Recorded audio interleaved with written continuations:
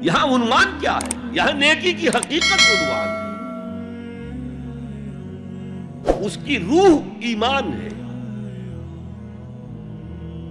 اور اس کا ظاہر اس میں سب سے پہلے انسانی ہمدردی، اور اس ہمدردی کی بنا پر وہ مال جو بہت محبوب ہے خرچ کرنا، درد دل کے واسطے پیدا کیا انسان کو، ورنہ طاعت کے لیے کچھ کم نہ تھے کروبیاں۔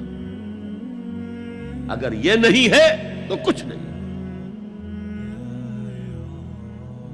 حضور نے فرمایا من یحرم الرفق فقد حرم الخیر کلہ، جو شخص دل کی نرمی سے محروم ہو گیا وہ کل کے کل خیر سے محروم ہو گیا۔ کسی کو دکھ میں دیکھو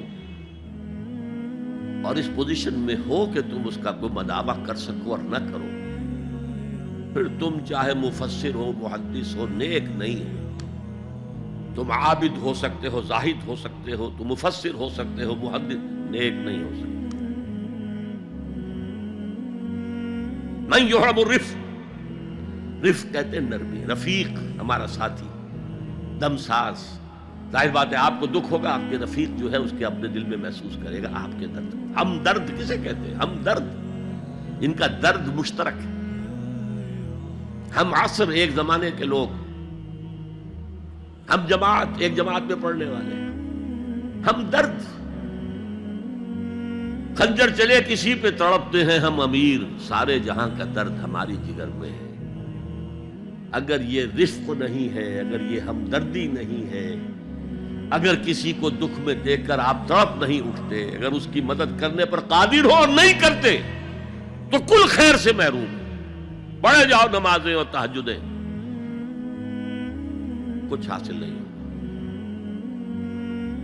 اس پر جو آخری آیت قرآن کی ہے، لن تنالوا البر حتى تنفقوا مما تحبون، اس سے زیادہ کیٹیگوریکل سٹیٹمنٹ اور کیا چاہیے؟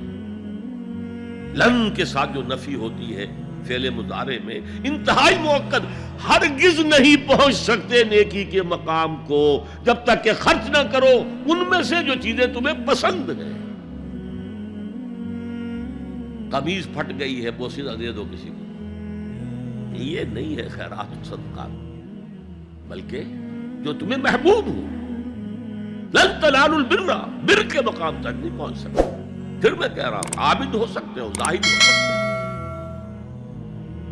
علم کا معاملہ ہے، محدث ہو سکتے ہو، مفسر ہو سکتے ہو، فقیہ ہو سکتے ہو، مفتی ہو سکتے ہو، سب کچھ ہو سکتے ہو، قرآن مجید کی روح سے نیک نہیں کہلا سکتے۔